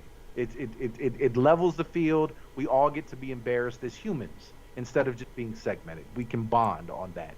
But she put herself in a position where she talked about fucking somebody up. That wasn't gonna happen. She leveraged that into a career of, I can't really rap that good, but I guess I'm cute, so I'm gonna sell sexuality as an underage girl, because that's what she was doing. She was being sexy in her videos and shit, right? So all this shit online, like, oh, that's creepy and blah blah blah. She was already being sexually exploited before she turned 18. Like, sure, yeah. We're already comfortable with this in our culture, having underage girls on television or in media in sexualized ways. So, it was her and another chick. I forgot the chick's name, but another white chick acting black. Bella Thorne. And then they were hanging out. They're hanging out with a bunch of rappers. Bella Thorne made, I think, like $1 million in record-setting time. This girl blew her out of the water. And so what are they doing? They're getting rich by selling sexuality. Now what is this model doing? This model isn't saving anybody. These are all still creepy, sexually frustrated dudes that are paying for these pitches that they're jerking to, right? Yeah. Like, they're not really getting the human touch and satisfaction that they need. They're just becoming broke and more embittered. I guarantee you, these are more the dudes is like, yo, I'm sick of paying 50% of my paycheck to look at these OnlyFans bitches. I'm ready to go shoot up a school. Right. Like, frustration. Right. By being a half a hoe, you're not really serving society. Yet you're making millions of dollars. That you definitely are demonstrating that there's a need. There's definitely a need that's not being fulfilled. Because if you're going online and giving up a couple $100, right, to see some snatch pictures, look, porn is free on the internet. You can go and be vicariously cucked for free anytime you want on your phone. It's there. It's the exclusivity. Right. But which is stupid. Still got motherfuckers that give her $50 fucking million to see pictures of her shit. Yep. And videos. I'm sure I doubt she was fucking on the, maybe she was. I don't know. But I don't think she has. I've never. Sex tapes or shoving bottles in her ass or whatever the fuck. I don't know. But I think it's just pictures, bro. I don't even think she's even going that far. Right, and made $50 million by being a half a hoe. A full hoe, a full sacred whore, right? That's it. You listen, if she could pull $50 million that fast, you're telling me a chick that's being a full sacred whore for 10 years isn't retiring with $100 million easy? She has to. She has to, because there's going to be a financial program, the whole night. Like, she'll know what to do with her money. All her other bills are going to be paid for. She's got her security, her test and everything all covered because you got a government job. You got a government job. All you got to do is stay clean and stay on top of your techniques. We're going to be sending you folders. You got to learn shit, and you're going to get feedback. You have the Yelp system and all of that shit. As long as you stay on your game, you're going to be straight. You're going to, like you said, cash out $100 million after 10 years and still probably live a decent life with somebody who's going to appreciate everything you've learned as a sacred whore. It's a win-win. And society wins. I don't see the downside. I'm looking for it. I don't think there is one. Society wins because these guys are going to get more. What they're getting now, like you said, is access to something they can see, and then they're going to, cuck themselves by jacking off to it. They're paying their money, and they're not really getting anything in return. Porn is the great cuckening. Like you said, looking at porn is the great cuckening. You're building your neural pathways in your brain to be an observer of two other people having sex. Right. This ain't on me. Right. Yeah. It's not. I'm just gonna watch. I'm gonna watch, and that's what you're doing. Like you may think that it's shot in a way that you can switch your brain for the POV. That's not what your brain is doing. Your brain's just being a spectator. It's being a sexual spectator. So eventually, you're gonna find yourself in real sexual situations with real women, and you're probably not gonna even know how to navigate it or even be properly aroused, because you've trained your brain to be a spectator. Now, if another guy comes in the room and rips her pants off and starts banging her from behind, then you'll get your boner. All of a sudden, you got a rager. Oh, you don't know why. That's Look, crazy. can you do you know how many people will be volunteering at old folks' home? Do you know how many people will be lined up to be volunteer firefighters? You're talking about internships that pay with Sacred Hoard coupons. Can you imagine? Hey, it's us from the DMV. You had a perfect driving record for the last 5 years. Here's some safe driving coochie coupons. Here You you no go. longer need to pay for mail order brides. I mean, can you think? Do you think about all the ways that you could reward and incentivize society? Because this is where I truly think we got it fucked up. At some point in the ancient priesthood, we were like, look, all this fucking under the altar is not as good. Let's kill some goats. So we had a chance to organize humanity under sex or under violence. It was going to be one of the two. That was what human organizers were deciding at the very beginning of us figuring shit out. So you could go to a priestess and get some pussy and worship God that way, or you could go and kill a goat. Bring me a goat that you raised. I get a little bit of the meat. We're going to burn some and say it's God, and then that's how we're cool. Go on your way. That's how we're organizing human labor and energy and incentivizing work. Like, yeah, it's a different society. So, yeah, of course, at some point you had to codify shit and be like, look, we got to write these bitches out of history. This shit is fucked up. God don't want us doing that. Fuck what you heard. Fuck these bitches. Fuck their pussy. Keep bringing me goats and kill these bitches when you see them. Nobody's bringing me goats anymore. Everybody's going to the Right. priestess to get the pussy. This ain't working like I thought it was going to work. You're not knocking my goat hustle. I can't have this. We gotta air out the competition. It can't happen. And so this is the pathway that we've gone down, and this is all the fallout and dysfunction and hate and violence that goes along with this model. You begin to heal and unravel all of this shit. You don't tear down Babylon. You just slowly take a brick off. One brick by one brick. You slowly rein it in, ease it in, and all of a sudden, human behavior is incentivized for a whole different purpose. I mean, I don't see how you call these women anything other than heroes.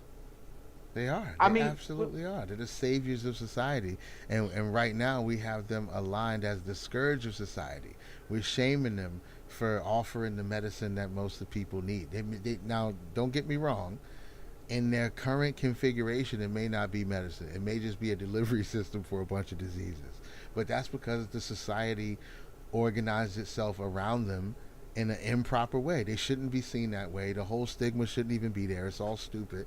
It comes from some bullshit puritanical. And don't get it twisted. This is the cult shit we were talking about earlier. Those puritanical motherfuckers who decided nobody should be having sex, they wanted all the sex for themselves. They wanted to assume the burden of sex. There's never been a society where the religious leader or the main guy was like, all right, all of us are going to be abstinent. No, he's banging everybody's wife. There's prima nocta all over the place. That's what it does. They try to stop everybody else from doing it. Nobody wants to be like that. Nobody wants to be like the guys who have successfully earned sex with resources and buying the right shit and putting yourself in the right places. They may not see the value of it. Somebody who's been in the gym for every day for the last 5 years, they may not see the value of allowing other people to just go buy the sex and not be shamed for it because they took a different path. They did a different set of actions that gave them access to sex. So they're going to be like, oh, why don't you just do what I did and be cute?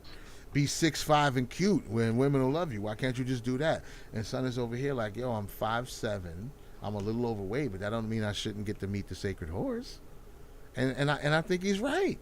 Why should you be bound by that thing? Why should you have to accept that extra stress with everything else that we've built around us to fuck our existences up, to make it so that you got to pay for every piece of existence that you experience. You got to pay for it all just to have a roof over your head, to drink water, all of it. It all costs money. So why shouldn't you be able to secure yourself and not just a romp behind a dumpster?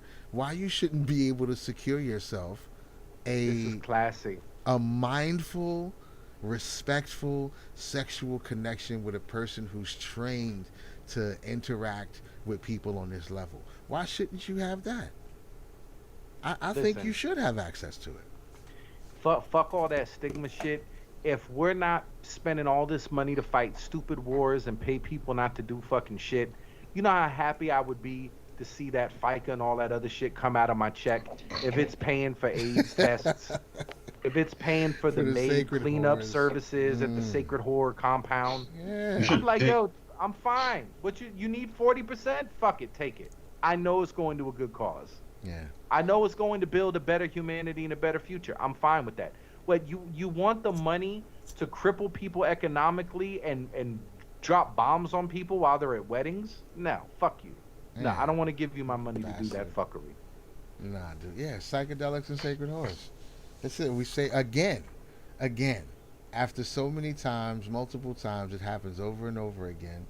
We just save the world with simple ideas that's sitting right here for everybody to process and look at and unfold, but they have their fences built up around these concepts. There's a bunch of people that's afraid of the idea of a dude being able to get off work and just be like, you know what, I think I'm just gonna go get me a sacred blowy today before I go home. I'm gonna go get me a sacred blowy. That'll just take some stress off. People just don't like that idea. That's not fair. You shouldn't be able to just do that. I don't know why not. They're doing it already. Matter of fact, it's already happening, and there's criminal activity going on. I mean, criminal act not just because we've made the sex illegal, but there's people who don't want to be there, who are forced to be there and interact with you sexually. Would you rather have that? Would you rather have a person who's scared of what might happen if I don't fuck you, rather than a person who's like been trained to exactly do what you're asking them to do? That don't make no sense. Unless you're one of those predatory motherfuckers who likes to, you get off on the idea that this person is under duress or some shit like that. There's a separate place. There's a level of Dante's correctional facility for you. But I think most people would appreciate a person who was present in that type of experience rather than somebody who just wants to get it over with. I would think, One will never know. Yeah, I mean, could we take a survey? I'm sure dudes complain about hookers that don't perform with enough enthusiasm. I'm positive of it. Oh Guaranteed. Yeah, there's a whole forum. See, there it is. There's a whole forum. And they're like, yeah, she was lazy blowjob. Like, bro, she don't like you. Yeah, there's a whole thing. She don't fucking like you. There's a whole thing. What do you want? She's blowing people for Brazilian butt lifts right now. She don't really want to be there, but a sacred courtesan. A sacred courtesan. That's a whole nother experience right there. You're gonna be walking on sunshine when you get through. I think Japan has something like that for people with like disabilities. Yeah. There's something implemented like that. Like they'll come and jerk them off. Yeah, there is. I forgot their name for it, but they'll go to like special needs people and then they'll jerk them off. They have it here in America too, but I forgot what state was working on it. I don't think they implemented it. Look, if you believe Alex Jones, I mean, all of the world is already controlled with sex and drugs to some degree anyway. This is just bringing it into light so it can be held accountable and ensured it's being done in the proper way. But and I think that may be tied to why also they want to keep that out. Like, there is a place for applying people and incentivizing people with sex and drugs and controlling them. But it's on some Epstein shit. It's not on some sacred horse shit. Yeah. Which I just think is a better model. But as far as the cuckery, yeah, man, I think if you look at that shit too long, and that's really what people are doing now. Because I mean, that's again the half a hoe. Yeah. Catch me outside. It's not a sacred whore. It is just kind of cuckery. I think after a while, and you're poisoning your brain, like you said, you're putting together your neural pathways that way. You're almost destining yourself to not be able to have a relationship ever. And it's so ubiquitous, like it's so like when I was a kid, you'd have to sneak and find it. Yeah. And even if you went and you had like a tape, you went and bought a tape, or you passed around a tape when you were a kid, you'd go to your spot or whatever. It wasn't like I just press a button and it's there. There was almost like a ritual around it. Like I gotta find time when I'm alone. I gotta load it, the VCR, get access to the TV and everything, and then it wasn't something that realistically you could just like do on command anywhere. That shit stopped with me. That was the last generation of that. The last generation of tapes. Yep. Yeah, I think everybody after us is completely mind fucked. And I'm talking about um like dude, they're because this is how I think about it too. Like, well, they're saying, all these people are going to the kids and they're grooming them and da da da da da. There is something to be said about making sure I don't think they're doing it in the right way or with the right approach, but these kids have access to computers. These kids are seeing porn.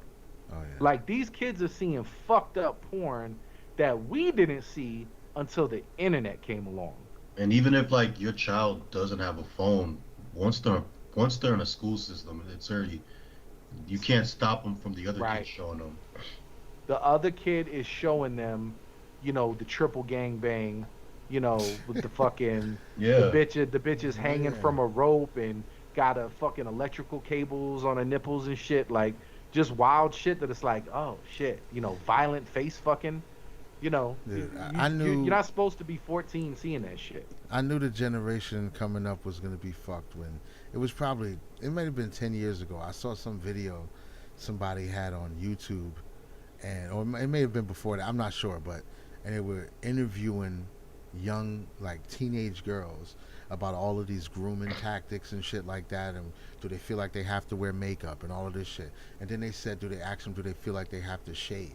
And they said boys don't like girls with hair on their vaginas. And they're talking about 17, 16, 17-year-old boys. And they interviewed the boys, and the boys was like, yeah, it was all like in a group of them talking shit. Yeah, you gotta shave, his hair is nasty. And I was just like, these are teenage boys who have stipulations about what type of vaginas they want to see.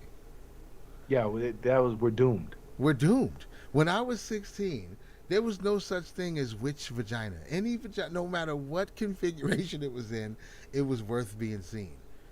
But to have a preference of how yeah, it's over. It's over. If you're just not happy to be at the game at that point, you're just like, oh, you didn't shave it? Oh, you're fucked. Your whole generation's fucked. Bro, I was shocked. I was shocked finding out people were having sex at like 16 when I was like that young. I'm like, you're having sex? Oh yeah. Well, you were probably raised right. Yeah, no, I was like in the house. But so when I found out like certain things about like certain people, especially like when they're in their hood, when they're from like the hood or something, I was like 13, Oh fucking yeah. 12. Yeah. I They was like, getting what? busy. They getting busy early, and a lot of it's because wrong ways. They're getting introduced to it in terrible ways. Everything wasn't around like that when we were young. You couldn't just stumble into porn that easy. Now you could get it. You could stumble into porn by mistake. You could legitimately be just trying to play a video game, and some pop up comes up, and it's some Japanese anime shit with some big ass boobs sticking out, and like you don't got to look for it at all. There's people who have a career in making sure that you got to close a bunch of pop ups of cartoon titties if you want to see a movie. This is and out of all the ads they could show you, you go to a It's because those ads are easier to get when you have a website, which is stupid. I had Yeah. this dude. I had this dude in Atlanta who's trying to like do stuff with my music, but he had like a whole porn website. I'm like, hey, I can't be connected to you. He's like, this is where the most people gonna see it. But yeah, that's like he was basically telling me like that's the only way like he can get people to come to his website and he can get like paid for the commercials. As if they got porn vibes to them. Yeah, Yeah. we've been when we had we used to go to the browser on the Xbox and go to these channels where you could watch movies and shit like that. And that's how it was. You had to close 10, 15 pop-ups, and every last one of them was girlfriends and near you. She's only 3 miles away. Anime titties. That's all Yeah. it was. That's all it was. It's alright. It's too late now, man. These kids, it's too late. Yeah, because of the structure that's around them. At that point, it's not even their fault. It could just be like, I was just trying to watch Transformers. Next thing you know, I saw a girl with tentacles up her butt. Yeah. And that's a real situation that a kid can have without no nefarious intent from the kid, because the world is scum and humans are broken. Because when I started like when the internet was available to me, I want to say,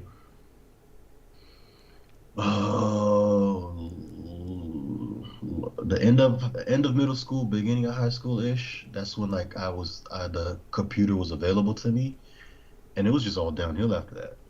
Yeah. At first it was pictures, and then it just became videos, and then it was Yeah. downhill after that. Dude, when I got the internet, it was when pictures you had to click the Wait. picture and wait line by line to see the boobs and shit like that. And we waited. You know what I mean? Because we still. I was blessed enough when cable like was like, all right, we can make it in it fast enough.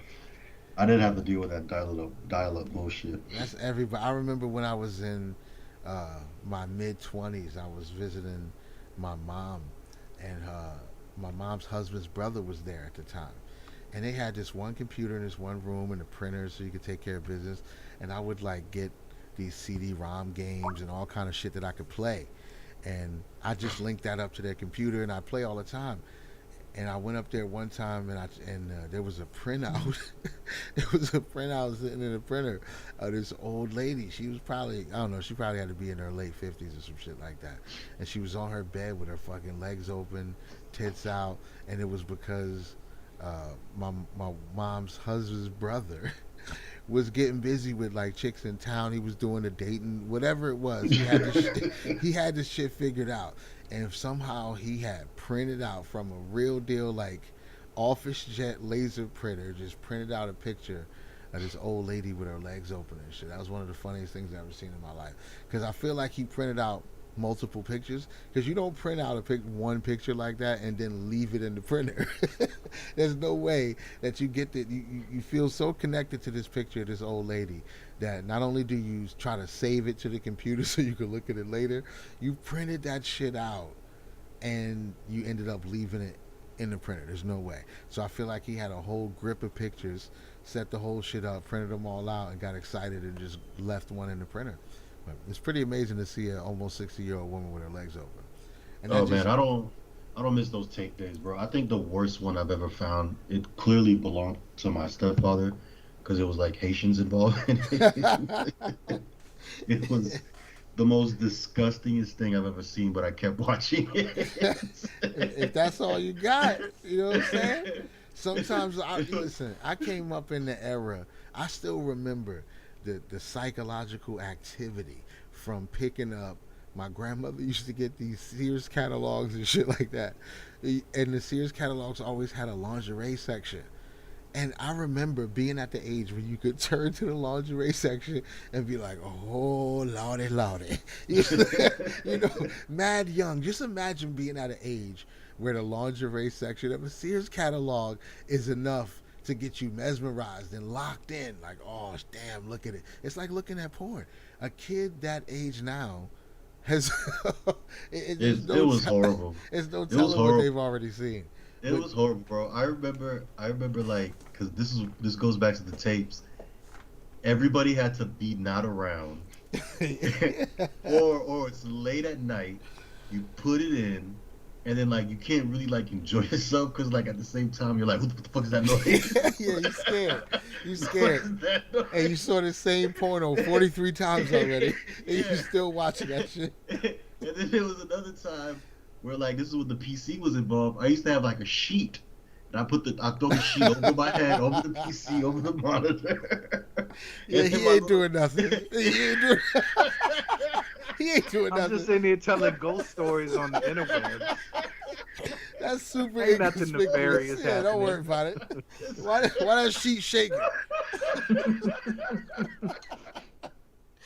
Why is there a wet spot right at the top of the sheet? How funny is it that as a kid you think My that's, little brother, like, that's was less shocked. conspicuous? And I'm like, what are you doing? Right. Put the sheet Listen, over my head and the monitor.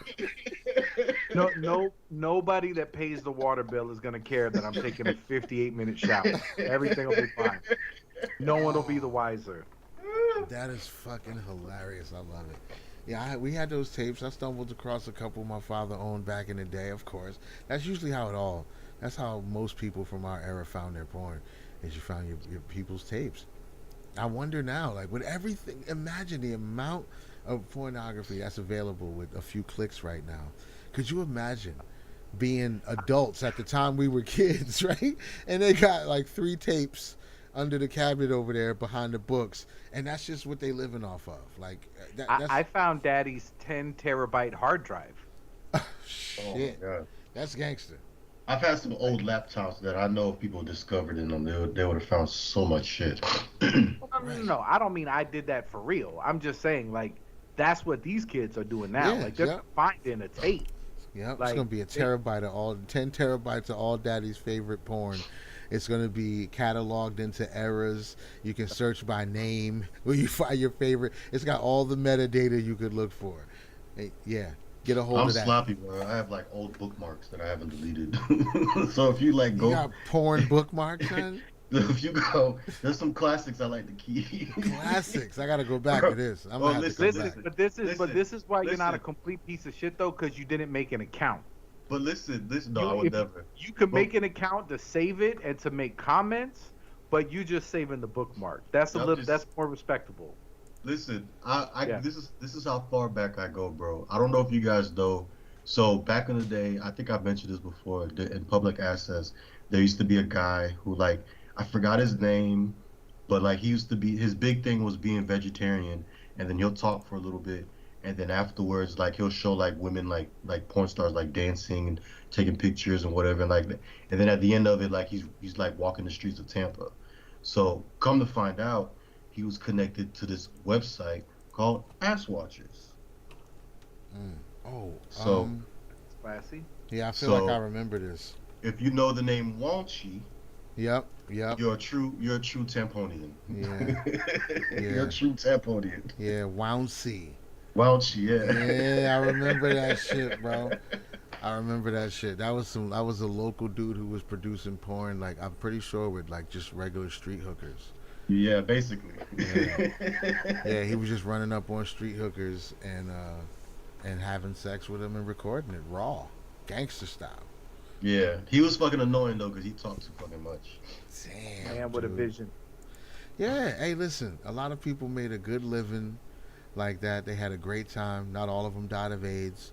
So it's a gamble, you know? Most of them didn't die of AIDS. Statistically. Statistically.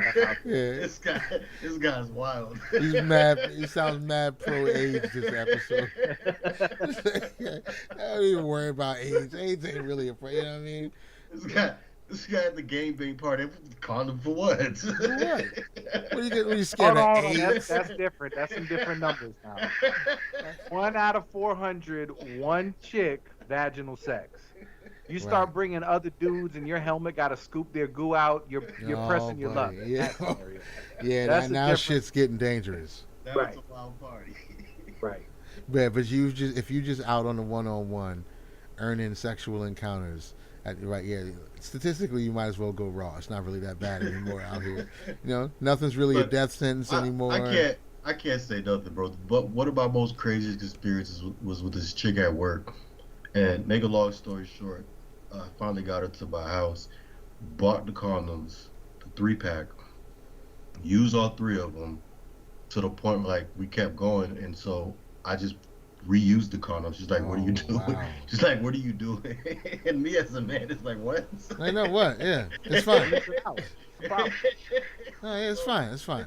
After that, it's just straight raw dog, so I can't say much. So, like, what is even the first 3 condoms for at that point, right? Like, you might as well just start it off raw from the beginning. I protected myself from the inevitable disease 3 times. The responsible thing. No, yeah, that's the rule though. That's like the unwritten rule. If you have sex 3 times with a condom, everything after that you clear. Yeah. Everything, yeah, you I clear. guess she was like, "Oh, he must be clean. He did it 3 times." Yeah. We know at least 1 in every 4 times, or 3 out of every 4 times he wears a condom. So those are good odds. He's pretty fucking responsible. hilarious. He can come at me now. Yeah. Do a whole 3-pack. Yeah, see, people don't give a shit, bro. When you in the situation, like from the outside looking in, that seems like a bad decision. But if you in that situation, upper 90 percentile of dudes are gonna do exactly the same thing. It's definitely not a place where men should be making that decision. No, yeah. That's where you start blaming women, right? That's Yeah. the red pill shit. Like, well, she shouldn't have let you do that. The first 3 was fine, but that 4th one was her fault. Fuck that. Yeah, no condoms necessary. It's just a. At this point, condoms are just a scam from latex companies. They just want you to buy rubbers for no reason. There's nothing really even that bad out there no more. What you scared of? What you scared of? Add another level of experience to your, equation. Why not? Just go raw, bro. Fuck it. Fuck it. Matter of fact, you're gonna go raw anyway, right? So you're gonna meet a chick, you're gonna talk her into it. She's gonna have sex with you 2 or 3 times, and then the next time you see her, you're gonna hit it raw, right? So just make sure your that. pull-out game's on point. I think the less juicy you get her, the better your chances. So don't try too hard. Yeah, and the quicker you're in and out of there, the less you're exposed. Right. So we got don't try too hard and be quick. I don't know how true that. I don't know how true that. No, it's got to be true. It's got to be true. If you handle your business within 3 to 5 minutes and immediately wash your dick, right.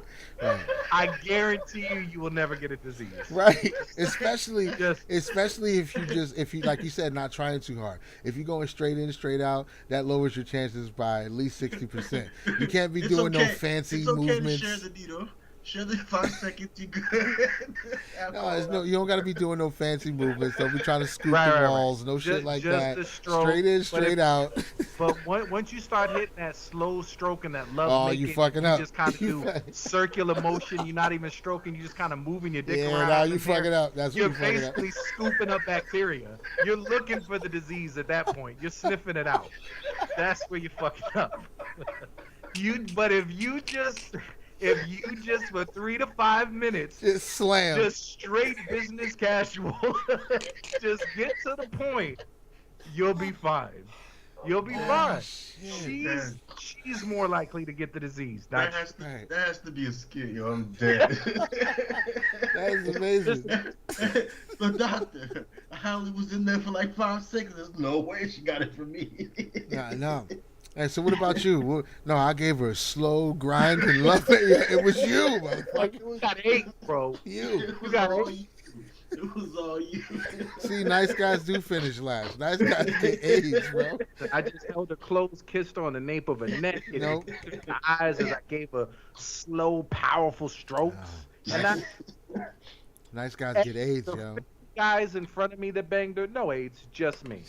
Just me. Oh my God. I'm dead. I got the AIDS. Because they got to the point. Yeah. Press bitch and have her screaming and all this other shit. Nope. They just did what they need to do, caught their nothing left, and they're good. So yeah, if you're like, wait, you gave her an orgasm? That's the delivery system for the diseases. You don't give her an orgasm.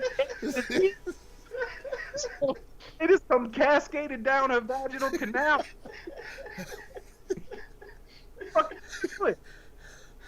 Oh, so the female orgasm is the delivery system for AIDS. We just solved the problem right there. Oh, it's the best. That's what you got to bank on. The dry pussy. It's painful, but you got to power through, young man. Power through it. Upping your chances. It's gonna be a lot of drag. Just power through it. Trust me. Oh my God. Indian bird when you didn't flee. That's the funniest shit I've heard all day. Absolutely horrible, but it's probably true.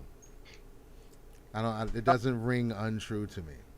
No, me neither. But we'd have to say none of us are doctors, so we don't. Right. I feel like it's true though. Like when you hear it, it feels true. And you think about it, like it has to be true. It has to be. When you were describing the lovemaking motions, all I'm thinking in my head is like, oh, he's scooping up the disease. This has to be like the great way to like discuss the birds and the bees. No, you get in and out. Get in and out, boys. Right. Get in and out. Son, you don't want anybody to recognize you. Just get in, you get out. Stick and move. The perfect high school sex ed teacher. You get about 30 or 40 slams and you're out of there. Listen, when you start bringing home babies and diseases is when you get in there and you try to knock it out of the park. Right? No, don't do that. Don't do that. Whatever you do, never give a woman an orgasm. If she calls you back for repeat business, you did it wrong. You're already dead. If she Bro, I want to go to HIV conventions and just blow that theory. He's like, did you long stroker? You was grinding and shit, wasn't you? I know you was. That's the only way to get You already did. No, I was just calling if you got dinner. Oh, bitch, I got AIDS. Just if you're calling me to hang out again, I know I got AIDS. Yeah. If she want more, you already got it. Right, it was means you opened the floodgates of disease. They came cascading down upon you, and you caught it. You got the AIDS. You got it. It's your fault. You did it to yourself. Yep. You did it to yourself. You was in there grinding and shit. See all these that don't care about the female orgasm, AIDS free. AIDS free. You fucked up. It feels like where even if you showed me data the country, I'd be like, I just don't believe it. That's big condom. That's just big condom. a big latex conspiracy theory. Like, I don't believe it. You doctor numbers. God, dude, that's amazing. That is absolutely amazing. I'm glad we stumbled onto this universal truth, as we usually do. That's always how it is. We find beautiful things that nobody was ever thinking about. More world-saving information. That the female orgasm is a disease delivery system. Get in there and get out. Don't be grinding. That's how you get yourself killed. Oh shit. Science. This is problematic. Possibly problematic. I don't know, but prove me wrong. I mean, that seems to be. Hey, just prove me wrong. That's all I gotta say. Don't get mad. Just prove me wrong. And I don't think it's gonna happen. Oh God, that was absolutely amazing. I love it. Thank you, gentlemen, for helping us discover these truths, these deep and abiding truths. Yeah. Again, so yeah, check the back catalog. We've been doing this for a long time. It's kind of what we do here now. We just teach people how to save the world. If you don't think it's true, the best way to prove us wrong is to send us a bunch of money and dare us to do it ourselves. So try me, test me at this. See what happens. Send us all the money and see what we do with it. First thing we're doing is petitioning Congress to to start the Sacred Whore program. That's step number one. No, dude. Yeah, some of the initiates would have to get into the system. We'd have to have some people running for office. That would be step one. Get some delegates in there. Yeah. The Sacred Whore Caucus. Yeah. Or you could just build your own cult around that. That could be your focus. You could build your own compound around sacred whores. I'm sure there's a way to make it legal. You get the right money, you pay the right people. I'm sure there's a way. It's a yoga camp, but it's internal vaginal yoga. That's what we do here. I guarantee there's a way to make it legal. No, you could absolutely try it out in Nevada. All right, yeah, we already got like bunny ranches and shit over there. So yeah, and you just have better bunnies because of your Sacred Whore program. This is not like the hookers you just go bounce around on top of them for $200. That's not what we do here. The agriculture might be tough out there. Yeah, we need a garden around it just to cleanse the auras of everybody. So we're gonna have to regreen the desert, which leads us back to our permaculture conversation. So see how all of this shit just feeds each other. We regreen in the desert. We install in sacred whores. Everything figures itself out. It's beautiful. Look, I don't like to throw around the term hero, but I don't know. I think we could call ourselves heroes at this point. But yeah, just so everybody understands, don't join bad cults. I think we've proved that, but next time we're probably going to have another one for y'all, just in case people don't understand when it's time to get away, what might be a red flag. So we're just going to do our part to keep informing people of what bad cults are and holding them up in contrast to what we say is the best cult ever created, which is the cult of dangerous gentlemen. And it all remains to be seen, so just stay tuned. We out here. We making it happen. And I'm gonna let you brothers go. And I hope everybody enjoys the rest of the evening.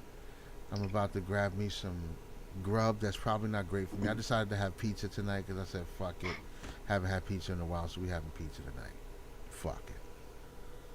Listen, treat yourself, sir. Enjoy yourself.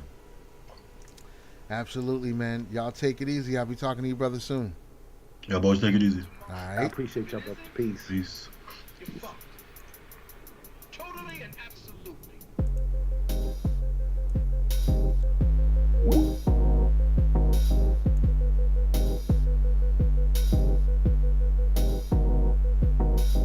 Metaphysics. If it isn't, you're fucked. Absolutely. Totally and absolutely. Metaphysics. If it isn't, you're fucked. Totally, absolutely. Religion of tomorrow. Religion of tomorrow.